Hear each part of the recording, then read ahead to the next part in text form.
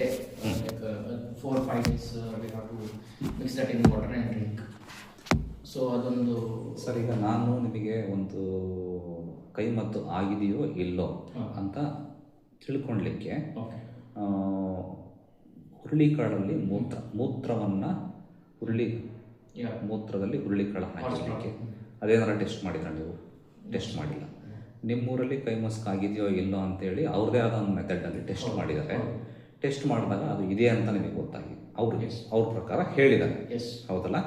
ಆಮೇಲೆ ನಿಮಗೆ ಈಗ ಆಗ್ತಿರೋಂಥ ಸಮಸ್ಯೆಗಳು ಏನೇನು? Sir, one is digestion issue ಇದೆಯಾ? Digestion issue. Okay.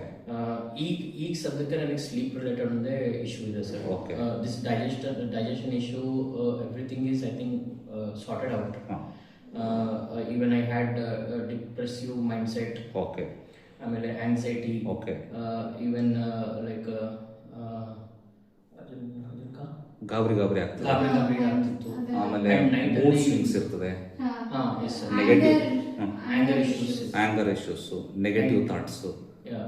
And when I sleep, I am able to sleep in the night only after taking this magnesium glycinate capsule. ದಿನ ರಾತ್ರಿ ತಗೊಂಡ್ಲೇಬೇಕು. Yes.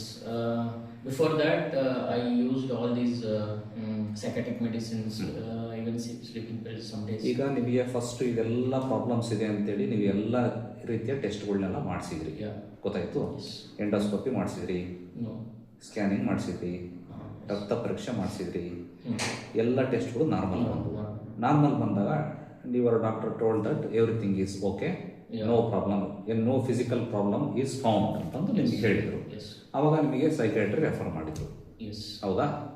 ಏನು ಫಿಸಿಕಲಿ ಏನು ಕಾಣ್ತಾನೆ ಇಲ್ಲ ಅಂದಮೇಲೆ ನಾವು ಏನಂತ ಡಯಾಗ್ನೋಸ್ ಮಾಡೋಕ್ಕೆ ಸಾಧ್ಯ, ಏನಂತ ಮೆಡಿಸಿನ್ ಕೊಡ್ಲಿಕ್ಕೆ ಸಾಧ್ಯ ಅಂತ they referred you to psychiatry doctor.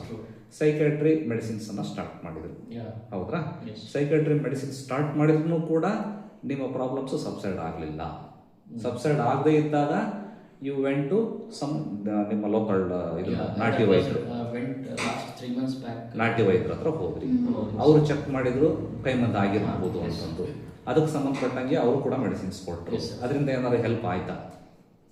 At least now I am not feeling that depressed. ಸ್ವಲ್ಪ ಮಟ್ಟಿಗೆ ಇಂಪ್ರೂವ್ಮೆಂಟ್ ಅಂತೂ ಆಯ್ತು.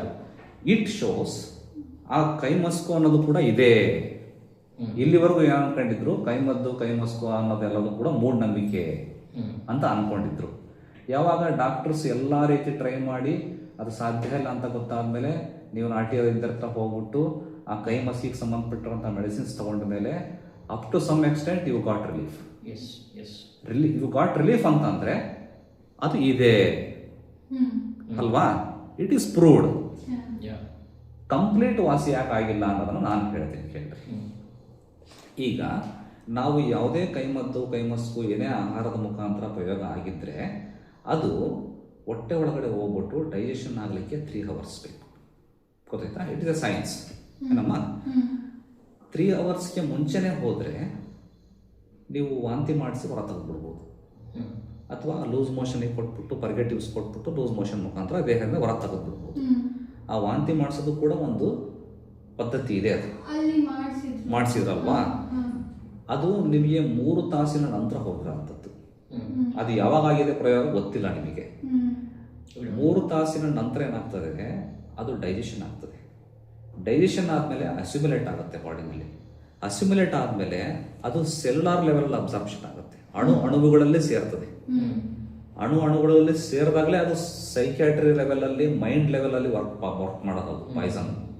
ನಾನು ಪಾಯ್ಸನ್ ಅಂತ ಹೇಳ್ತಿರೋದು ಯಾಕೆ ಕಾರಣ ಅಂತಂದ್ರೆ it is that harmful to your body. ಅದು ಪಾಯ್ಸನ್ ಅಂತ ಹೇಳ್ತೀನಿ, ಪಾಯ್ಸನ್ ಅಂತ ಹೇಳಲ್ಲ ನಾನು, ಅದು ಬೇರೆ ಮೆಥಡ್ ಅದು. ಹಾಗಾಗಿ ನಿಮಗೆ ಕಂಪ್ಲೀಟ್ ವಾಂತಿ ಮುಖಾಂತರ ವೇದಿ ಮುಖಾಂತರ ಬರಲ್ಲ. ಇದಕ್ಕೆ ನಾವು ಹಲವಾರು ಆಂಟಿಡೋಟ್ಗಳನ್ನ ಕೊಡ್ಬೇಕಾಗ್ತದೆ. ಆಂಟಿಡೋಟ್ ಕೊಟ್ಟಾಗ ಅದು ಕಂಪ್ಲೀಟ್ ಹೊರ ತೆಗಿಯಕ್ಕಾಗದೇ ಇದ್ರೂ ಕೂಡ ಅದ್ರ ಎಫೆಕ್ಟನ್ನು ನಲ್ಲಿಫೈ ಮಾಡ್ಬೋದು. ಈ ನಿಟ್ಟಿನಲ್ಲಿ ನಾವು ವರ್ಕೌಟ್ ಮಾಡ್ಬೇಕಮ್ಮ. ಹಿಂಗೆ ವರ್ಕೌಟ್ ಮಾಡಿದಾಗ 100 ಜನರಿಗೆ ಕೊಟ್ಟಿದ್ದೀವಿ, ಅನುಕೂಲ ಆಗಿದೆ. ಅನುಕೂಲ ಆಗಿರೋದು ನೀವು ನೋಡಿದಿರಿ, ಕೇಳಿದಿರಾ? ಇಲ್ಲಿ ಬಂದು ಟ್ರೀಟ್ಮೆಂಟ್ ತಗೊಂಡಿರೋಲ್ಲ ನೀವು ನೋಡಿದ್ದೀರಿ, ಅವ್ರಿಗೆ ಆರಾಮಾಗಿರೋ ಅಂತ ಕೇಳಿದ್ದೀರಿ. ಇನ್ನು ಭಾಳಷ್ಟು ಜನ ಅದಾರೆ, ನಿಮಗೆ ಒಬ್ಬರಂತೂ ಗೊತ್ತಿದ್ದಾರೆ, ಹೌದಾ?